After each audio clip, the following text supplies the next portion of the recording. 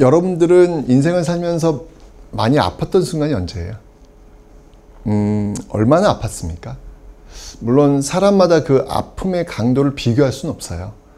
그건 사람마다 다른 거니까. 그죠? 그래도 가끔은 다른 사람의 아픔을 들여다보면서 나의 아픔의 정도를 스스로는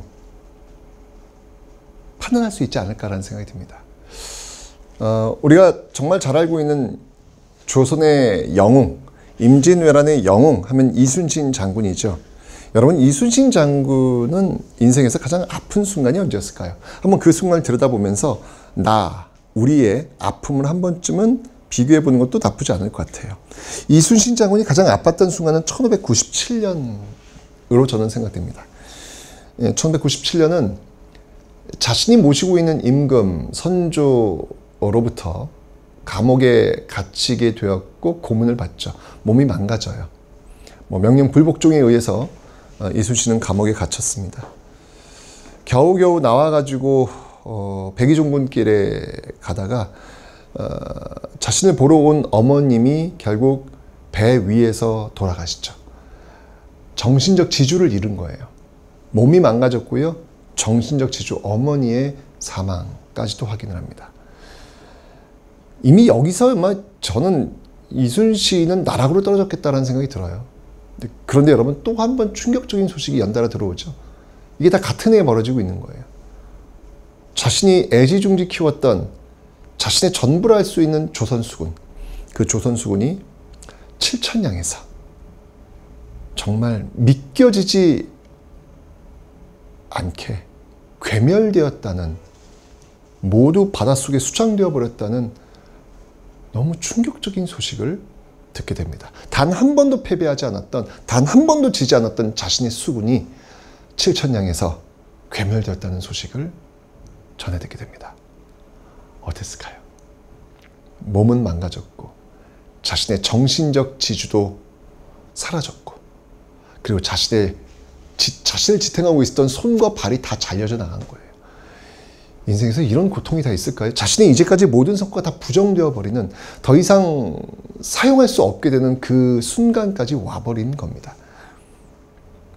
와, 제가 사실 이게 이순신의 그 1597년의 그 모습을 보면서 제가 이게 어떻게 명함 내밀기가 쉽지가 않더라고요. 그런데 참 놀랍죠? 이순신은 그때 선조가 다시 삼도수군 통제사에 임명한다라는 편지를 내렸을 때 지체 없이 말을 타고 달려나가서 조선수군 재건에 모든 것을 겁니다. 와우. 도대체 이런 힘은 어디서 나오는 걸까요? 이순신이 활약했던 임진왜란으로 한번 떠나보겠습니다.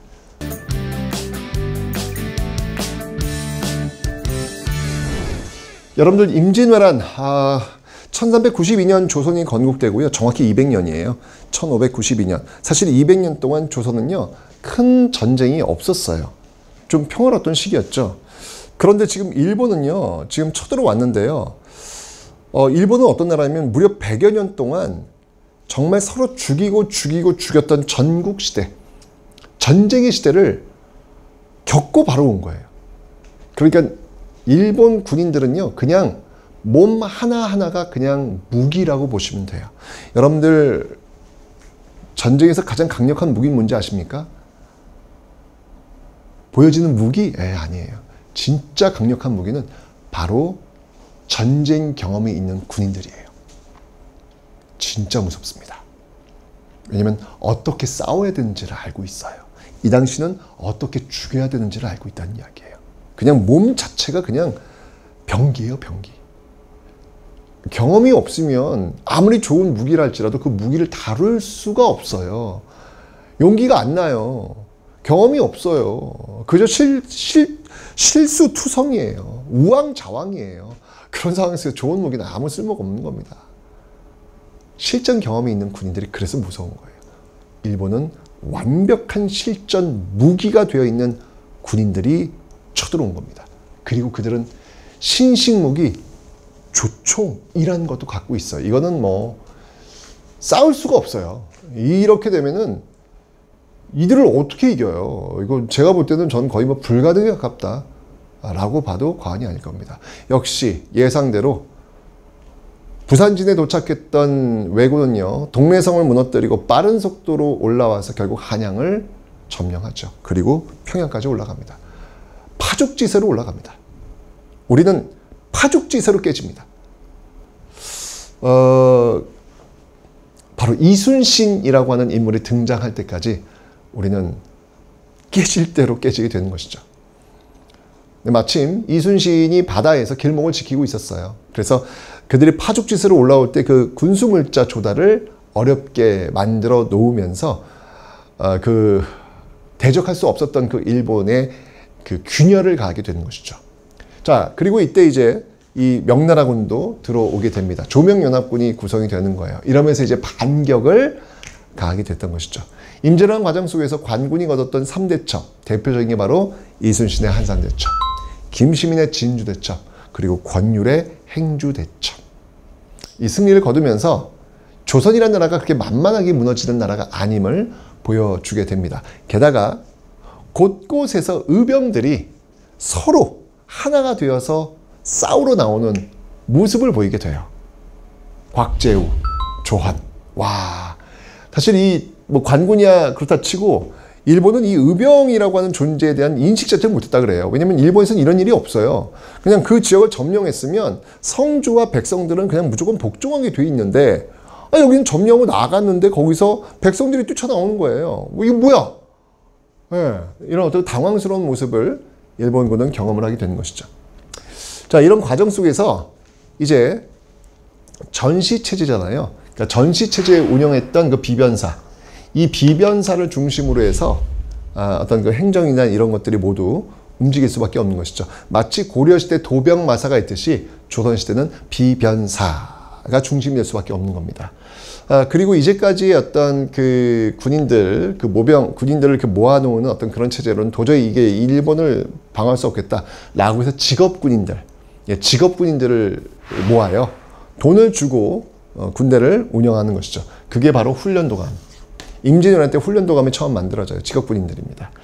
그러면서 이제 5군령, 조선 후기는 이제 5군령 중에 첫 번째, 1, 2, 3, 4, 5 중에 첫 번째, 1번 이제 훈련도감으로 만들어져서 하나씩 만들어지는 것이죠. 이렇게 되면서 겨우겨우 일본군에게 반격을 가하면서 이제 일본군에게 패배를 안겨줄 준비를 하게 되는 것이죠.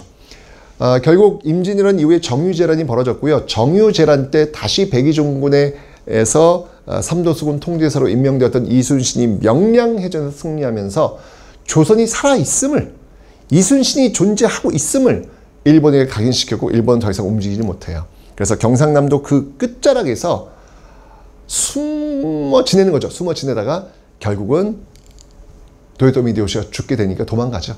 도망갈 때 이순신이 도망가는 그들에게 마지막 타격을 가한 전투, 그게 바로 노량해전이 되는 겁니다. 거기서 이순신 장군은 총에 맞아 전사하시게 되는 것이죠. 이게 바로 임진왜란 7년간의 전쟁이었습니다. 자, 이렇게 되니까 이 과정 속에서 이 국제 정세가 많이 변합니다. 명나라는 우리 이 조선을 도와주는 과정 속에서 굉장히 국력을 소진시켜요. 근데 그때 마침 여진족들이 다시 성장을 해요. 고려시대 때도 왜 여진족이 성장해서 금나라 세웠잖아요. 이번엔 또 그 여진족이 또 오면서 자기가 후금이래. 뒤에 나오는 그 금나라라는 거예요. 또 성장을 하는 거예요. 후금은 뜨고 있고 명나라는 지금 지고 있고, 이런 과정 속에서 등장했던 왕이 광해군. 이걸 어떻게 해야 될까? 광해군은 선택합니다. 중립 외교. 가운데서 좀 눈치를 보겠다는 이야기예요. 자, 그런데 이 중립 외교가 사실 당시 성리학자들에게는 대의 명분에 어긋나는 것이죠. 어찌 임진왜란 때 우리를 도와줬던 부모의 나라 명나라를 돕지 않고 중립에서 눈치를 볼 수 있단 말이냐. 있을 수 없는 일이다 라고 해서 결국은 광해군은 쫓겨납니다. 이게 바로 인조반정이 되는 것이죠. 인조반정은요, 바로 광해군을 쫓아낸 명분이 그거 아니었습니까? 어떻게 명나라를 배반할 수 있겠느냐 라고 해서 친명배금, 명나라와 친하게 지내고 금나라를 배척한다는 친명배금, 결국 금나라가 쳐들어옵니다. 전쟁을 불러일으키는 전쟁 불사의 외교 정책이었던 것이죠. 여러분들, 전쟁 한판 하지 뭐. 그 말 역사를 이렇게 통해서 배우면 쉽게 못해요. 한판 붙어보지 뭐. 그 한판을 붙어버렸을 때 입게 되는 어마어마한 피해, 그리고 내가 사랑하는 사람과의 이별, 그들의 죽음을 목격하는 나 자신의 모습, 이거는 여러분 상상할 수가 없어요. 전쟁은 그냥 한판 붙어보지 뭐 이렇게 나온 게 아니에요. 감정에 의해서 나온 게 아니에요. 철저하게 전쟁을 피할 수 있는 외교적 방법이 우선 돼야 되는 것이죠. 그리고 나서 전쟁이 있는 거예요. 그냥 감정적으로 그냥 붙어봐.